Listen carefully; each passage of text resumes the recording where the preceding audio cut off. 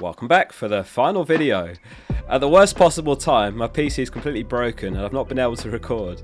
So I've forked out about 800 quid for replacement parts and I'm recording this on my laptop as a painful workaround. I'm going to try and repair it before Sunday's deadline stream for those of you that tune into the streams. Anyway, we're going to keep this one short and sweet before my laptop explodes. For the final video this season, let's catch up with the experts and what they're doing for Gameweek 38. And we'll kick off as always with a manager highlight, and it's a new name that snatched the top spot, Harry Fowles. He scored a whopping 143 points on his bench boost in double Gameweek 37, and he's currently ranked 763rd in the world. He's only finished outside the top 100k twice in his 13 years playing, and he's on for a third top 10k. Heading into the final week, we've got 19 of our experts in the top 5k, loads of incredible seasons once again, loads in the top 10k, and many just a couple of points outside looking to break in. Let us know in the comments where you're currently ranked heading into this last week and if you're happy with your rank or not. I'll still read every comment and it's been great to read so many success stories, and many of you saying the weekly videos this season have played a massive part in that. Let's move on to transfer activity. My laptop's got smoke coming out of it. One absolute legend's rolling the transfer this week. Fun fact by the way, the tiebreaker when you're tied on points with another manager is actually the transfers made over the season. So technically speaking, you do get a minor rank bump in Gameweek 38 if you've made fewer transfers than those around you, but it's not significant in honesty. 74% are making one transfer, 25% are making two. 3 of those 25 are actually taking a -4 hit this week, and 2 of those are taking a hit for Salah. So let's break down the most transferred in and out players for the final game week. The most transferred in player is Saka. 28% have bought him, closely followed by Havertz. If you're happy with your rank and you're looking to play defensively, then Saka's the logical pick, who a few of us had due to no double in Gameweek 37, but he's still exactly 50% owned, so he's one to strongly consider if you want to protect rank. Havertz on the other hand, perfect upside move this week. Depending on who you ask, some will say he's a better pick than Saka even. His non-penalty expected goal involvement has actually been better in the second half of the season than Saka, but he's got no pen or corner duties. Elise and Salah are the next most popular transfers in, with 15% picking them up.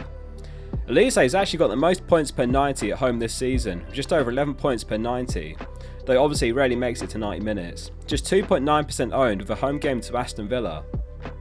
My mate who's a Villa fan has just sent me a video of McGinn's spotted clubbing. They have secured top 4 already, Champions League next season. It could be another win for Palace on the cards. Elise's last 4 game week scores are 12, 16, 2 and 13. Gordon and Bruno are by far the most sold players this week. 38% have sold Gordon, 34% have sold Bruno. Gordon is currently yellow flagged with an ankle injury, and Howe as usual said he's not 100% sure on his availability.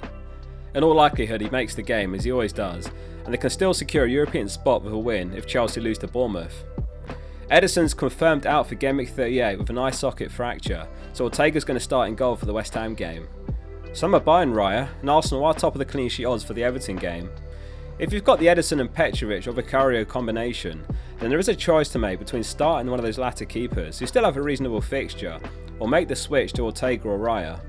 I'm still weighing it up myself. I've got 2 free transfers, so at least the second one can be spent on a more exciting outfield player like Saka, Havertz or Elise.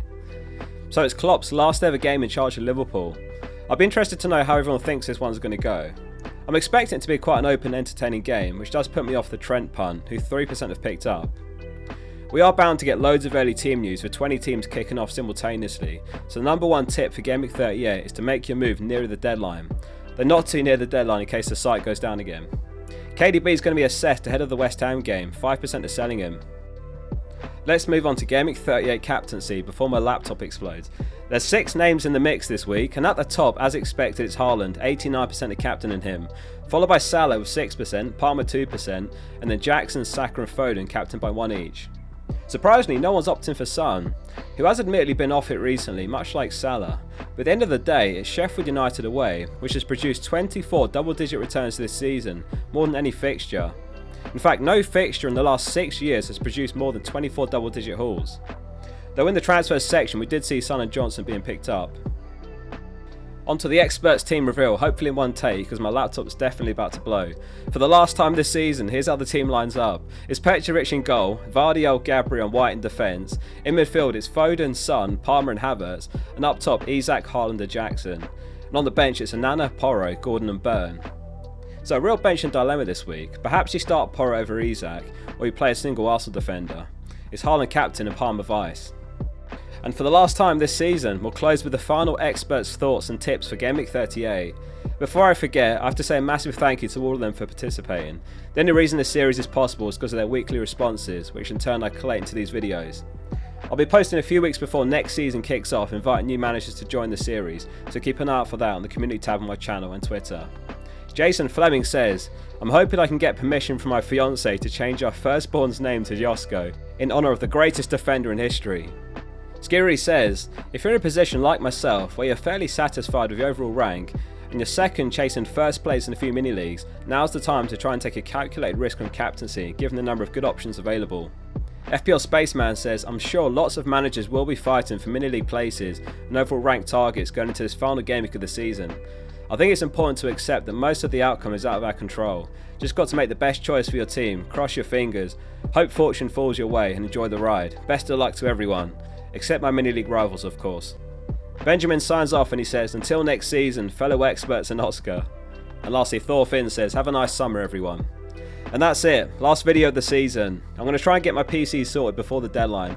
The plan is to go live a few hours before the deadline on Sunday and catch the early team news and so on. Thanks again for all your support this season. See you soonish for the next one.